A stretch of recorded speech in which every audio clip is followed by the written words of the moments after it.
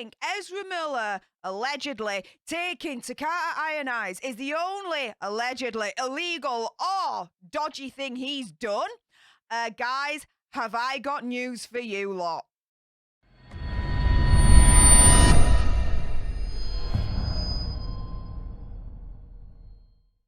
Hey up everyone, it's me, Stef, the nerdy alternative, and welcome to another dose of the Daily Nerd, where I break down the news and true crime stories of the day that's pretty much caught my eye.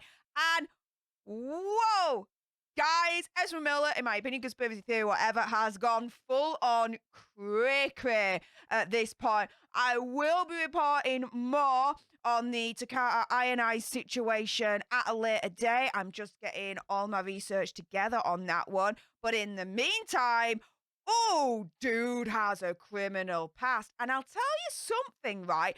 Very interesting trying to get this research because it's a little bit hidden on Google. I wonder who would be trying to hide, it might be a conspiracy theory, whatever, Ezra Miller's criminal history. Well, guess what? I found it, so we're exposing it. Before I do that, though, a little bit of housekeeping. Firstly, YouTube human reviewer, I see you lurking.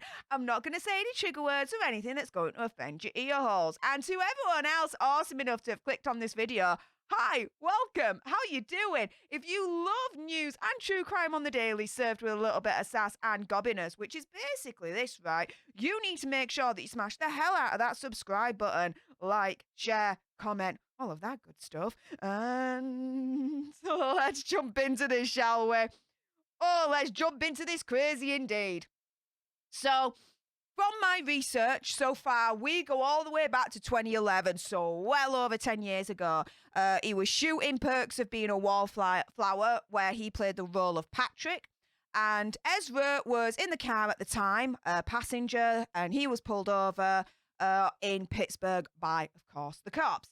Now, initially, the cops pulled him over because of a broken brake light, right? But guess what? They found 20 G's of the green stuff. Now, little bit of a disclaimer, right? Whatever your belief or your stance on this is, fair play to you. However, for me, I'm all for legalization. I'll just put it out there. However, in countries, some states, this, that, and the other, it's not legal. Therefore, they did him for it. And Ezra was initially charged with illicit substance on his person, but this was dropped by the judge. Instead, Ezra faced a penalty of $600 for 2 citations of disorderly conduct. Now, when he spoke to New York Magazine in 2012, Miller, he reflected on the whole situation, and he said, I don't feel like there's any need to hide the fact that I smoke the green. It's harmless herbal substance that increases sensory appreciation. They added, they received a lengthy lecture regarding my influence on the young extras of our film, one of whom they later revealed was his daughter from a kindly magistrate. So, if only Ezra kind of took those words to heart and was like, do you know what? Damn, I'm kind of becoming a little bit of a role model here. The young'uns are kind of looking up to me. Maybe, you know, I should be the example, this, that, and the other. Oh, no. Now, there's a little bit of a black hole for about 10 years.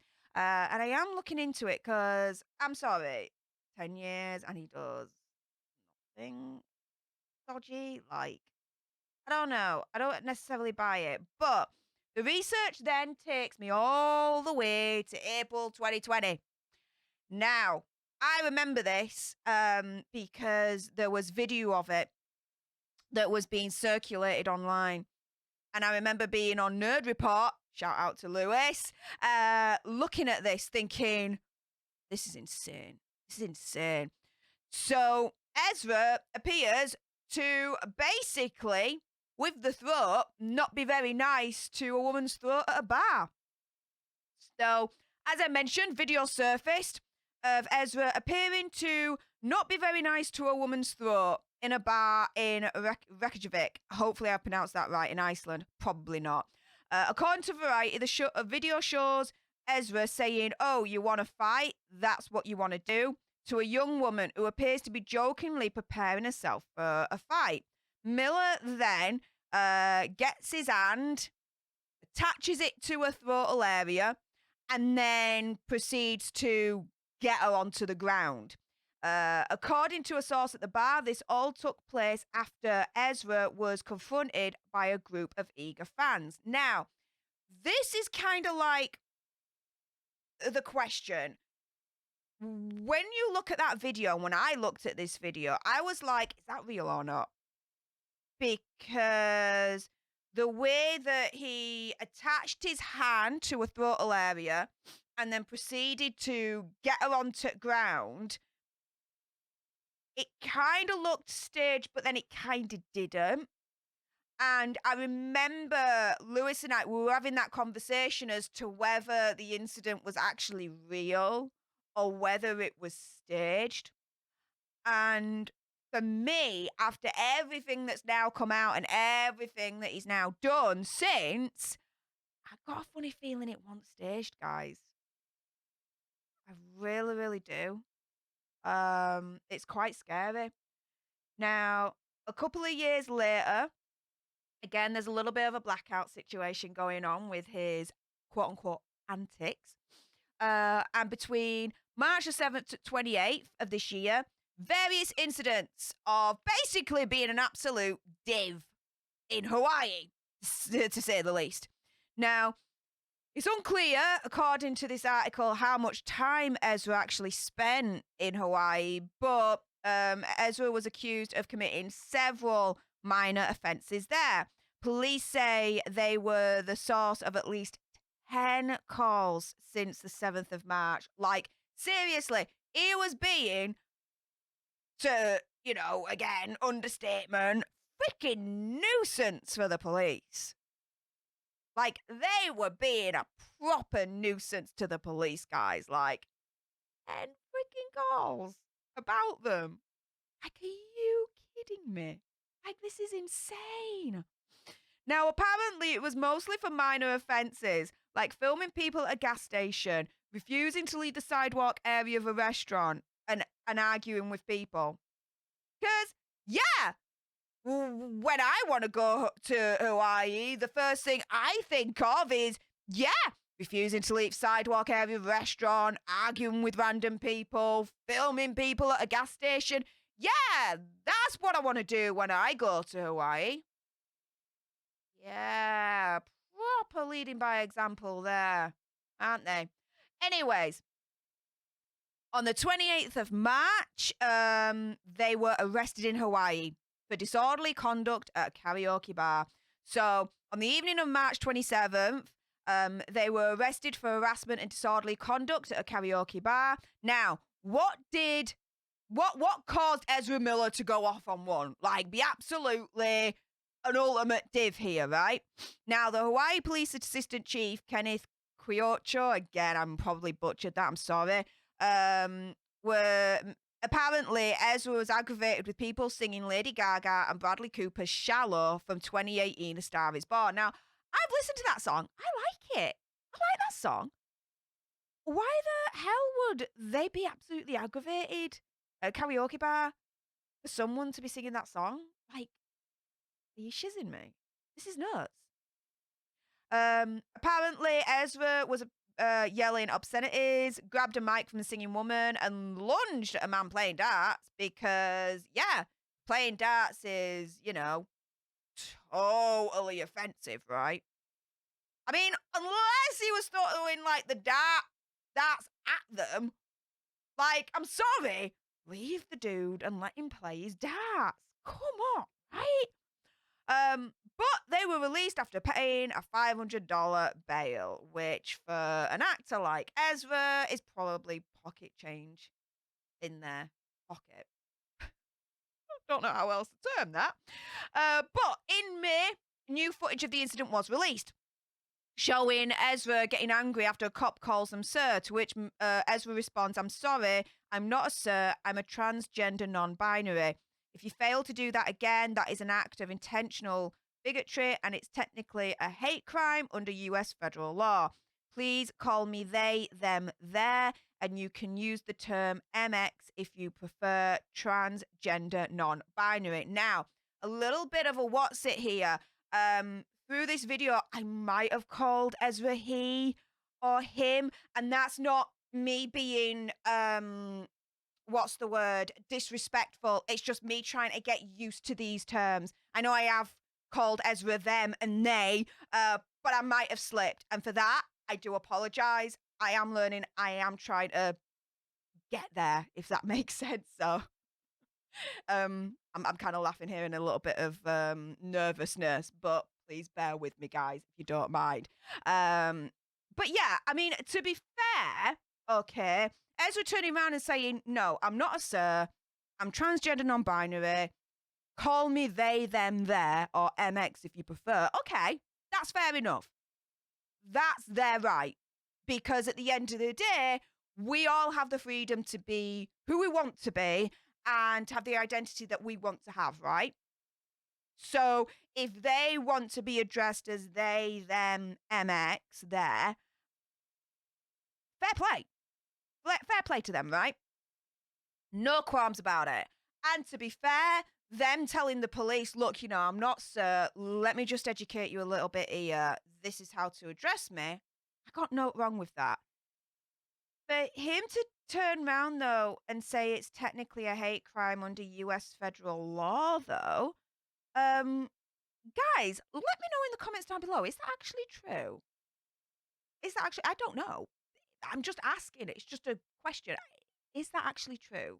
Let me know. Now, I've watched this video, and he is quite erratic, in my opinion, conspiracy theory, whatever. Apologies. They are quite erratic. There you go. You see, I slipped there. Apologies. They are quite erratic in that video when the police confronts them. Now, Ezra says that they deliberately film themselves for the purpose of creating NFT crypto art, which, guys, I really don't get NFT crypto art, just as a side note, but there we go.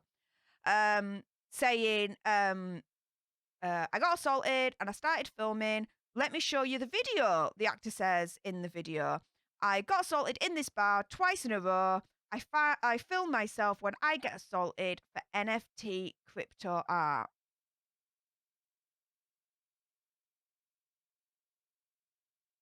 If someone's physically not being nice to me, the last thing I'm going to think of is get me phone, turn it on, pop on the camera function, and start filming someone completely like pulverizing me or something, and then use it for NFT crypto art. Like, that's the, like, what, like, I mean, that's not even the last thing I'm going to think of. I never think of that. Instead, I'll be thinking, okay, either defend myself, or curl in a ball, or try and run away. Like, how the hell do I get out of this situation? How do I get the cops involved? Do you know, that kind of thing? No, I'm going to film myself now whilst I'm getting pulverized, and then I'm going to use it for NFT crypto art situation. Like I said, this video that came out, bizarre, absolutely bizarre.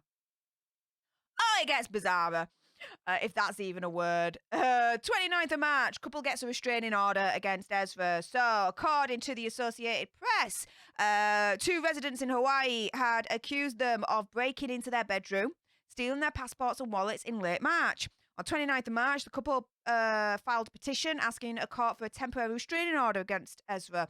According to The Independent, the complaint says that Ezra burst into the bedroom and basically was not very nice to them verbally. The alleged male victim by saying basically that they would bury them both. However, the restraining order was later dropped. However, why would you want to allegedly break into someone's house? Okay, steal wallets, that's usually a most common thing that burglars do, right? Steal money. But why passports? Why passports? Allegedly, of course, but why? Bizarre, right? Oh, it gets even more stranger, guys. 19th of April, arrested for second degree not being nice physically. So Ezra reportedly threw a chair at a 26-year-old woman and it made contact with her head, according to a police report from an incident on the 19th of April. Now, the report states the police responded to the call about the physical incident at a party and said that Ezra became very irate after being asked to leave and reportedly threw a chair. This then made contact with the 26-year-old female in the head, resulting in an approximate half-an-inch cut. Now, Miller was later arrested after police found them on the roadway during a traffic stop. And then June the 8th, parents of an 18-year-old ask a court for a protective order. Now, according to TMZ, 18-year-old Tokata Eyes met Miller back in 2016 when she was just 12 at the time and he was 23, while the actor was visiting the Standing Rock Reservation in North Dakota. Parents say they formed a friendship that put her at risk and claim that they supplied Tokata with alcohol, the green stuff, and the stuff. That's the only way I can really explain it. The parents say Miller told Eyes to go by the name Gibson and took her car keys and credit cards. And Eyes recently posted on social media that they're not in need of a conservatorship. Now, he was 23, she was 12 at the time when they met. Why is a 23-year-old thinking that it's appropriate to strike up a friendship with a 12-year-old? Warner Brothers, knock, knock. Why haven't you fired his backside? This is insane. Now, 10th of June, the court said that they couldn't serve or locate Miller, the papers. So they've obtained the protective order against them, but they can't find him. They can't find Ezra to serve him, to serve them with the papers. So Tokata's father, Chase Eyes, said he and the court have no idea of knowing where Tokata or Ezra are to serve or enforce the order. The order bars them from contacting or harassing Tokata and the parents for 30 days. Ezra was also ordered to stay 100 yards away from the family's residence during that particular time. The court set a hearing for July 12th to allow Tokata and Ezra to appear and weigh in per Eyes' statement. But then the 16th of June, there's another child involved. Court grants a 12-year-old harassment protective order against Miller. Again, Warner Brothers, why haven't you fired his backside? It's nuts. He is, allegedly, striking up, in my opinion, conspiracy theory, whatever, inappropriate relationships with children.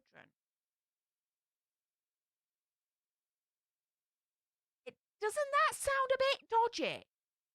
And that's an understatement of the freaking century. But do you know what I mean? Like, the mind boggles, guys. So, the family of a 12-year-old child in Greenfield, Massachusetts, has accused Ezra of acting inappropriately and harassing him one evening in their downstairs neighbour's home. And on Wednesday, the following Wednesday of the June 16th, were granted a temporary harassment prevention order against the actor.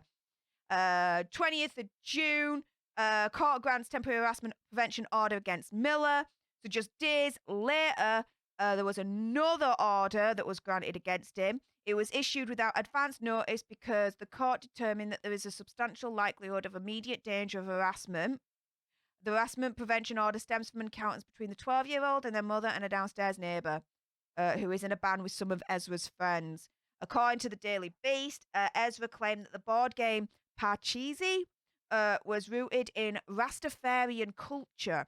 And when the neighbour questioned Ezra about this claim, they allegedly screamed into their face before opening up their jacket to reveal a bang situation there, and said talking like that could get you into a really serious situation. who the hell speaks like this where they're just playing like a board game or something along those lines? Like, what?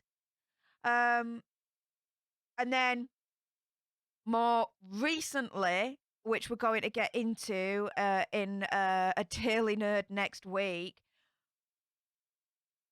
Ezra is allegedly housing a 25-year-old mother and 3 small children at a farm in Vermont, but it's all in unsafe conditions because apparently there's essentially, allegedly, a lot of illicit substances there, a lot of bang bang, like, apparatus there, let's put it that way.